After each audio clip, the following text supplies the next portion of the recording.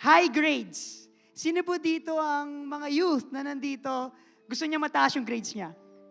Or yung mga magulang, parents, gusto niyo na yung anak niyo mataas ang grado?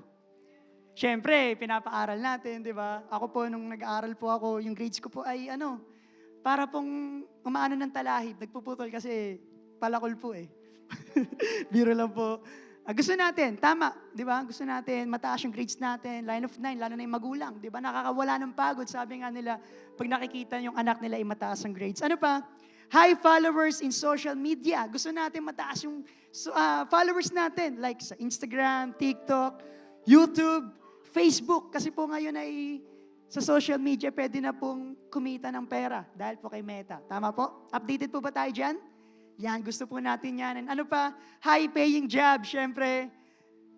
Lalo na ngayon, tumataas ang bilihin. Sino dito mataas ang sahod? Parang mababa po. Patataasin ni Lord.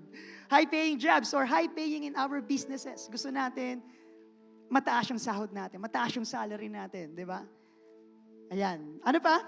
High expectations. Tayo, may mga nag-e-expect ba sa inyo or ikaw sa sarili mo?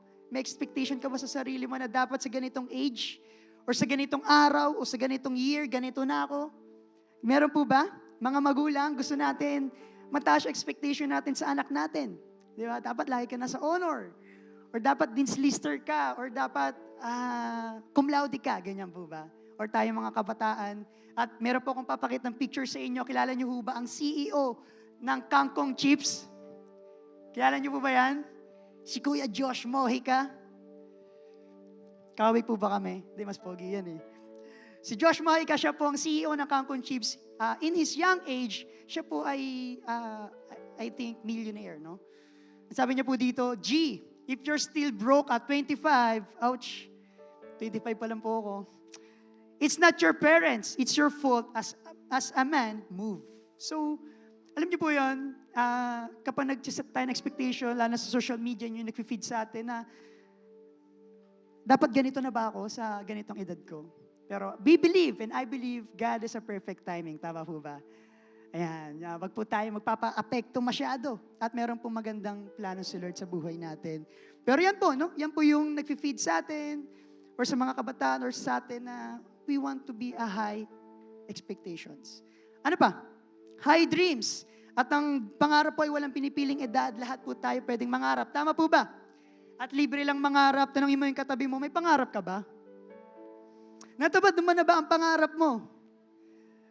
Di ba? Lahat tayo merong mataas na pangarap. At wala pong masama dyan. Lahat po ng pinakita ko, okay lang po yan. Kasi gusto po ni Lord ay i-bless tayo. Tama po ba? Gusto po ni Lord na makamit natin yung mga goals or mga dreams natin. At ito po ang nakita ko dyan. People want to be in the highest point of their life. Lahat po tayo gusto natin dumating sa sitwasyon o sa punto na lahat po tayo nasa highest point ng buhay natin. Tama po ba? Di ba? Kaya iniiba natin yung game natin, nile-level up natin yung sarili natin, nagbabago tayo ng mindset, di ba? We want to be in the highest point ng buhay natin. At ito po, to reach a higher point in life, you need to take risk. Tama po? If you want to reach your goal, your dreams, merong risk. Kailangan gagalaw, kailangan mag-move, kikilos. Hindi pwedeng hindi. Even in a life or death situations. Bakit ko po nasabi na even in life or death situations? May mga tao po na willing to take risk to reach higher point in their life or their dreams. Kahit buhay yung kapalit. Meaning ng risk is it can be harmful, it can be dangerous. Tama po ba? Sa pag-abot ng pangarap. At sa Mount Everest, ang Mount Everest po ang pinaka-tallest mountain sa buong mundo. Tama po ba? Yan po. May nakakita po ba sa Mount Everest? Gusto mo makyat? Meron pong mga taong nagtitake ng risk, nagtitake ng sacrifice para umakyat po dyan sa Mount Everest. Ilan po ang feet niyan? May nakakaalam po ba kung gaano po kataas ang Mount Everest? Sabi po dito, Mount Everest is significantly taller than most buildings. Ang sukat niya ay 29,031 feet. Ganun po katarik or ganun po kataas. Wow. It's over 10 times taller than the Burj Khalifa, the tallest building in the world. Alam niyo po yung Burj Khalifa sa UAE? Tama po. At 10 times daw po yun. Ganun po kataas ang Mount Everest. At may mga tao po na willing mag-take ng risk to reach on top sa Mount Everest. Ganun po kalupit. Nag-expedition po. At meron po tayong isang kababayan na hindi po na-complete. Unfortunately, siya po ay namatay sa pag-reach ng Mount Everest, si Sir Philip. You climb higher than most of us.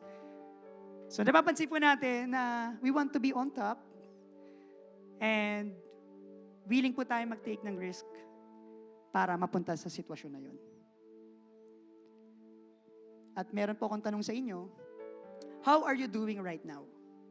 Are you at the highest point or the lowest point in your life? Kayo po ba'y nasa highest point or kayo po ba'y nasa lowest point ng buhay nyo ngayon? At i-clarify ko lang po, not totally in highest point. Ang highest point ba, dapat ba ganito na yung estado mo? Kailangan ba marami kang pera? Kailangan ba marami kang ari-arian? Mamaya explain ko po, ano po ba talaga yung highest point na tinutukoy natin? At ito po ang title natin today, Highest Point. Pwede po ba tayong manalangin saglit? Let us pray. Lord, Heavenly Father, pinupuri ka namin, sinasamba, dinadakila ka namin, O Diyos. Salamat, Lord God, sa katapatan mo, sa kabutihan mo, sa pagmamahal mo sa amin, sa buong linggo. Hindi mo kami iniwan, hindi mo kami pinabayaan. And today, Lord God, pumunta kami sa inyong bahay-sambahan, Panginoon. Nag-e-expect, Panginoon. At alam namin, lalabas kami, Lord God, na hindi kami zero, hindi kami lalabas ng wala, Panginoon, kundi i-bless mo kami. Lord, gamitin mo ang aking buhay, ang aking bibig, ang aking dila to deliver your word. Ikaw lang ang makita, maramdaman, Panginoon. Sa pangalan ni Jesus. Amen and amen. Malakas pong palakpak for the Lord. Yung mas malakas, yung deserve ni Lord. Hallelujah. Highest point. Ngayon, kanina pa natin, binabanggit yung highest point na yan, paulit-ulit na lang. Ano ba ang definition niyan? The high point of an event or period of time is the most exciting or enjoyable part of it. So yung highest point po pala is event. So kung mayroon kayong event na masaya, pakiramdam, celebration, big celebration, you are in the highest point. And a period of time. So, pwedeng mahaba, pwedeng maikli. Yan po yung definition ng highest point. So hindi po sa material things o sa physical. Kung ano man ang meron ka. It can be emotional, spiritual, physically, di ba? Spiritually. Totoo po bang nasa highest point kayo? Patingin ngayon katabi nyo, nasa highest point ba yun o nasa lowest point yan? Baka nagpapanggap lang, di ba? Kung kayo po ay nasa lowest point ng buhay nyo ngayon, hindi po kayo nagkamali ng pinuntahan. At ito po ang in reality, you won't always be at your highest point. Kasi sabi po kanina, period of time. So parang ang buhay ay parang gulong. Tama po ba? Pwede kang nasa taas at pwede kang nasa baba. In reality, you won't always be at your highest point. You also go through the lowest point in life. So darating ka talaga sa sitwasyon o sa panahon na sa lowest point ng buhay mo. So ngayon, ikaw ay nasa lowest point, hindi aksidente na nandito ka dahil merong mensahe na ibibigay si Lord sa iyo today. At alam niyo po ba ito? Pamilyar po ba kayo dito sa word na yan? Hitting rock bottom. Pamilyar po kayo dyan? Sa hitting rock bottom. Masarap po ba yan? Masarap po ba sa feeling yan? Meron po ba nagsasabi masarap sa feeling ang hitting rock bottom? Na-experience nyo na po ba ito? Hindi pa? Ang perfect naman. Ano po ba ibig sabihin ng hitting rock bottom? Ito po yung nasa mataas ka, and then, boom, lumagapak. Masakit po yun, tama po? Yung lalagapak ka sa sahig, yung hindi ka makakabangon, hitting rock bottom. Ano po ang definition niyan? Reaching the lowest possible point in your life. So, umabot ka na sa pinaka-lowest point ng buhay mo. Whether emotionally, financially, mentally, or in terms of circumstances. Nandiyan ka ba ngayon, kapatid? sa emotionally, or sa financially, or sa mentally, spiritually, nasa lowest point ka ng life mo. At ito rin po ang nakita ko dyan, kahit si Kuya Alden, Richard, walang pinipili ang lowest point. I think last year was my lowest year, rock bottom. It took me 6 months to get over that. So kahit sikat, kahit mayaman, influencer, artist, or business, lahat, darating sa point na may experience mo yung lowest point. Agree ba kayo doon? Agree mo si Kuya Alden, no? Meron naman lahat, okay naman lahat. Most selling yung mga movie, but dumating sa point na na-experience yung lowest point. No exemption. Sabi sa Isaiah 40:30, even youth will become weak and tired, and young men will fall in exhaustion. So lahat talaga, kahit kabataan, kahit sino man, pwedeng maging mahina, pwedeng maging pagod, at mapupunta sa exhaustion. Pagod ka na ba? Tired ka na ba? Weak ka ba ngayon? Nandiyan ka ba ngayon sa ganong status mo ngayon? Why are people experiencing the lowest point in life? Kahit ayaw natin siyang ma-experience, kahit ayaw natin siyang dumating sa buhay natin, bakit natin siya na-experience? Bakit natin siya nararamdaman? Kung pwede lang, wag na lang eh. Kung pwedeng hindi na, pero bakit natin siya na-experience? Sabi dito, life challenges and loss. So life challenges and loss, it's either family problem, malaking problema, broken family, or isa sa mga masakit, pagka matay ng mahal sa buhay. Di ba? Kung meron kang mahal sa buhay, na nawala, na nauna na, masakit. Devastating. Tama po ba? Ang hirap maka-move on. Lowest point. Ano pa po? Pwedeng serious illness, serious disease. Di ba? Meron kang malalang sakit. It can be cancer. It can be, pwede nang may tanang yung buhay mo. Sabi ng doktor, wala nang chance. Ito na lang ang taon. Ito na lang ang buwan na meron ka. Lowest point. Masakit. Tama ho ba? Ano pa? Failure or disappointment. Nandun ka sa buhay mo na lagi kang palpak. Ginagawa mo naman yung best mo pero nag-fail ka. Di ba? Nakailang exam ka na sa CSE, Civil Service Exam, Board Exam, nag-fail ka. Nadidisappoint ka na sa sarili mo. Okay pa ba? Goods pa ba? Maabot ko pa ba yung mga pangarap ko pero bakit nag-fail ako lagi? Nandiyan ka na ba ngayon, kapatid? Parang wala na ba nagbabago? Wala naman nangyayari. Di ba? Full of failures. Sakit din nun. Di ba? May mga kakilala kong nagtitest sa board exam, nag-fail. Sobrang mahirap, masakit. Or di matanggap sa trabaho. Di ba? Ano pa? Mental health struggles. Like, meron kang anxiety, meron kang depression, kinakain ka na ng lungkot, financial hardships, yun nga, hindi ka matanggap sa trabaho, you are unemployed, marami kang utang, di mo alam kung paano mo babayaran, paano mo masusolusyonan, di ba? Lowest point. And loneliness and isolation. Yung kinakahon mo na yung sarili mo. Na kinakat mo muna yung ibang tao, kinakat mo muna yung support system mo, gusto mo muna mapag-isa, nagde-deactivate ka muna ng FB, ganun, may mga ganun ba doon? May mga ganun ba dito? Gusto niya muna mapag-isa. At dadambin niya yung ganong kalungkutan niya. Ang hirap po sa ganong sitwasyon. I know na-experience nyo rin yung ganitong moment sa buhay nyo. At ano ba yung negative outcome? Ano yung pwede nating maramdaman? Kapag tayo nasa lowest point, yun nga, emotional distress, isolation, poor decision making, dahil nga hindi ka maayos, hindi ka right to make decisions, nag-fail ka, nagkakamali ka, nagkakaroon ka ng decision making na hindi dapat.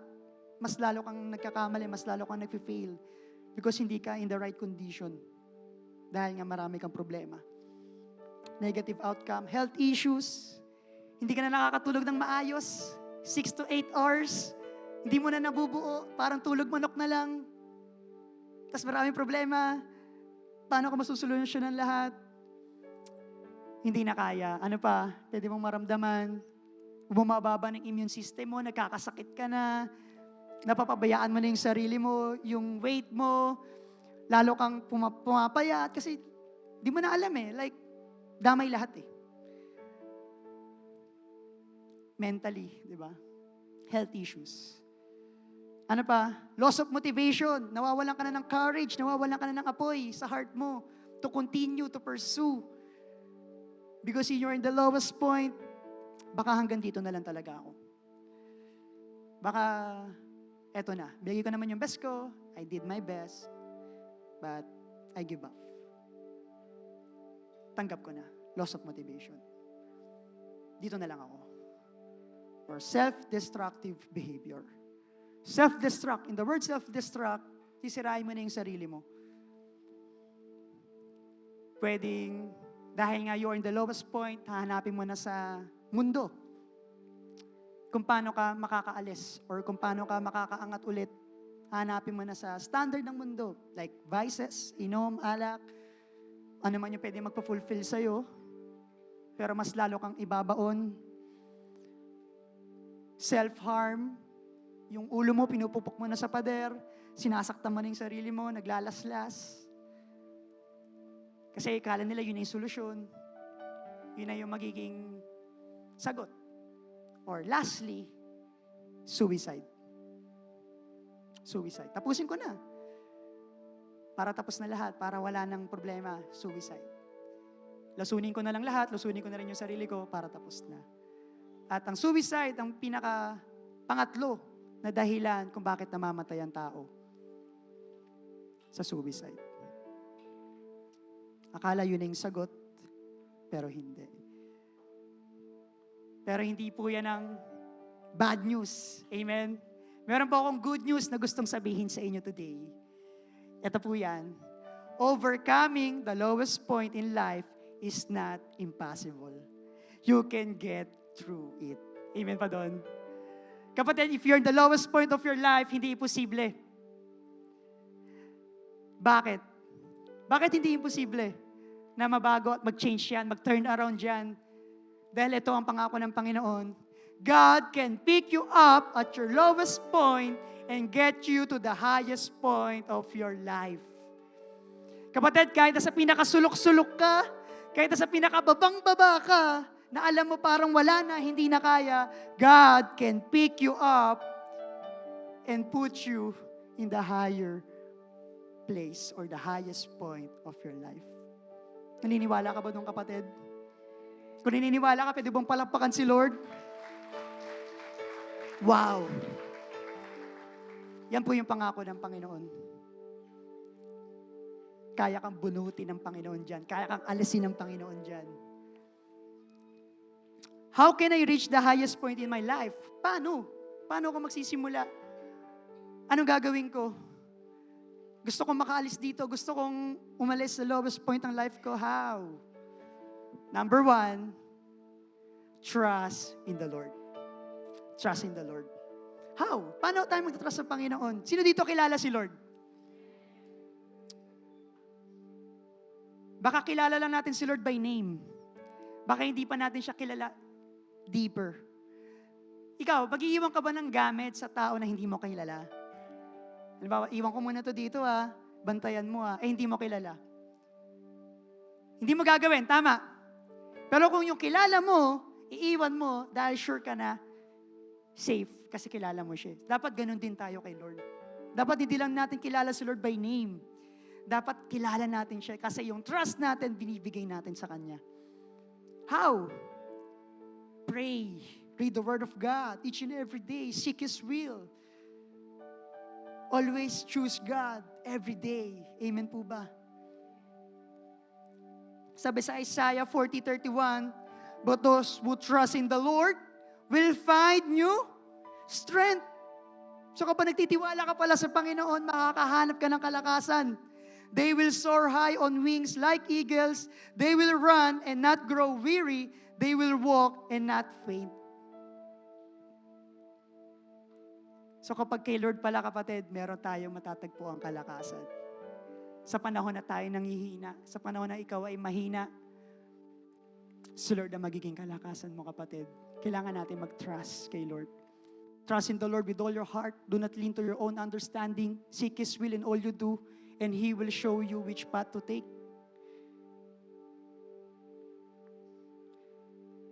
Keep trusting God. He is always in control, even when your circumstances may seem out of control. Tama po, di ba? We can control everything eh. Di natin kayang pumili kung ano kakaharapin natin. Kung pwede lang, di ba? Easy, hard, difficult, easy na lang lagi. Hindi naman ganun eh. Tama? Kung ano yung dumating, yun yung kakaharapin mo eh. And we can control. But God is in control. God is in control. Lord, I can't do this. I don't know how. Paano ko siya malalagpasan? But I trust in you. I know you are in control in my life. I depend on you. Amen. He is in control. Kilala naman po natin si Job. Isa sa mga example or isa sa mga Bible character na naka-experience ng lowest point ng kanyang buhay. Una, siya po ay nawalan ng anak. Kayamanan, ari-arian, nawala, wipe out. Pangalawa, mga anak. Pangatlo, kahit yung kanyang asawa, hindi na siya sinuportahan. Hindi na, against na sa kanya. He is in the lowest point. And nagkaroon siya ng sakit. Pero hindi po siya nawalan ng tiwala sa Panginoon. Siya po ay nag-trust, siya po ay kumapit, siya po ay nanindigan at nagtiwala sa Panginoon. At ang Panginoon ay faithful. Siya po ay lalong binilas ng Panginoon, triple pa. Amen po ba doon? So, tiis. Put your hope, put your faith in God, and put your trust in God. By trusting God, you are able to move higher. Amen? By trusting God, you are able to move higher. Hindi sa sariling kakayahan. Not by might, di ba? Nor by power, but by the Spirit. At yan po ang pangalawa. How can I reach the highest point in my life? Ano po yung una? Trust in God. Pangalawa, God can give you power. Anong power yan, Kuya Jem? Baka supernatural power yan, ha? Di ba? Ganun ba yan? How? Ano ba yan? Anong power yan? Isaiah 40:29, He gives power to the weak and strength to the powerless. Kaya kang bigyan ng Lord ng power. Not willpower, not our own power, pero power na nagmumula sa Panginoon. At ito po ang sabi ng Panginoon, for when I am weak, then I am strong. Parang nakakalito ah. Mahina ako tapos malakas. Dahil His power is made perfect in weakness. Sa sitwasyon na nahihirapan ka, sa sitwasyon na down ka, you're in the lowest point of your life, yung power ni Lord ay perfect combination sa status na meron ka ngayon. Si Lord ang magpapalakas sa iyo. Si Lord ang magpupuno sa iyo.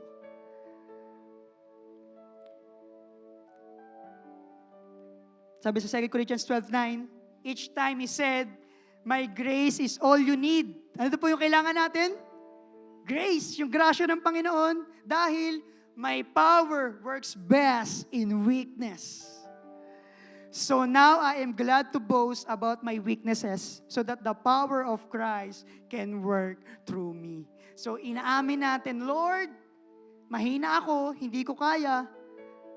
Ikaw ang magbibigay ng kalakasan sa akin. At perfect yung power ni Lord para sa atin. At pwede nating ipagmalaki si Lord. Kahit mahina tayo, si Lord kasama natin. At I want to share my testimony to you. Paano ko po mapapatunayan na sinasabi ko po ay totoo? Baka po peke lang. Baka po, bulaan lang. Hindi. I want to testify. I want to boast kung sino po si Lord na sinasamba natin. Okay lang po ba? Last 2023, nag-preach po ako ng October, and the following week, my mother was diagnosed cancer. Lowest point, cancer. Stage 3 cancer sa left breast. Stage 3. Devastating. What? But God is faithful. Nadala siya sa ospital. Inoperahan. Siyempre, expenses. Pero na-provide ni Lord. Ba't hindi po doon nagtatapos? Ano po yung next ng opera? Pag may cancer, chemo, and radiation. Ilang sessions po yung chemo? 8 sessions. Chemotherapy. Dumating na sa point na nakakalbo na siya. Siyempre, yung ng chemo. And then, namamayat.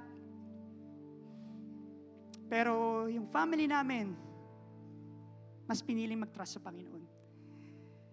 Hindi namin kina-question si Lord.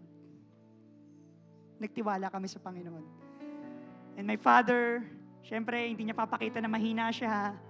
But deep in his heart, he's weak.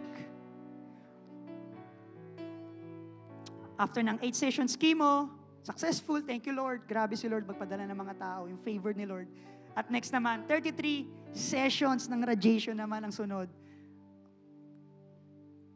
At habang siya po yung nagtitherapy, nagpapagaling, siya po yung nagko-continue mag-serve kay Lord. Pambihira. Kahit may sakit, nagpipray ng ibang tao. Kahit may sakit, nagsuserve. Kahit masakit, nag-ushering, nagmi-ministering. Sobrang buti ni Lord. Reasonable na, pwede na mag-rest. Pero mas pinili niyang mag-serve. At tapat si Lord. At siya po ay maayos na, nagkakabuhok na ulit, Don Sulveta na. Maayos na ulit siya, tumatakbo every day. Tapat si Lord, pinapagaling, pinapalakas, sinasamahan ng Panginoon at patuloy na nagsaserve kay Lord. Ayan po ang Diyos natin. Amen po ba? Kung sino yung sinasamba namin, kung sino yung Diyos namin, Diyos po nating lahat at Diyos mo rin. Ganun kabuti si Lord sa buhay natin. At yan po ang aking living testimony na totoo si Lord. Trust in the Lord and God give you power sa sitwasyon na meron ka. Amen. Nandiyan po siya ngayon. Living testimony. Proven and tested. Hindi kami, kundi si Lord. At si Lord lamang ang pupurihin at sasambahin. At ito po ang message ni Lord sa ating lahat today. Isaiah 41:10, don't be afraid. Don't be afraid, for I am with you. Don't be discouraged, for I am your God. I will strengthen you and help you. I will hold you up with my victorious right hand. God is with you, kapatid. Even in the lowest moments of your life, God is at work and will never leave you, kapatid. Hindi ka iiwan, hindi ka papabayaan ng Panginoon. Amen pa doon? Kasama mo si Lord. Don't be afraid. Don't be discouraged. Tuloy ang buhay, laban ang buhay. If your lowest point in your life right now, kapatid, hindi ka nagkamali ng pinuntahan dahil may magandang plano si Lord sa'yo. Dahil today, sasamahan ka ng Panginoon, tutulungan ka ng Panginoon, at iaangat ka ng Panginoon, dadalhin ka niya sa lowest point ng life mo. At you are ready today, let us worship God. Pwede ba tayong tumayong lahat? Sambahin natin ang Panginoon, i-grab natin yung opportunity na, Lord, hindi ko kaya. Hindi ko kaya. I surrender it to you. Let us worship God. Hallelujah. We all lift up our hands and worship.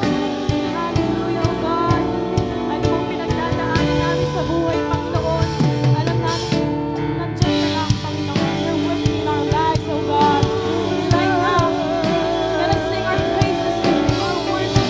Hallelujah, oh God. You're the God who heals, oh God. Hallelujah. And I will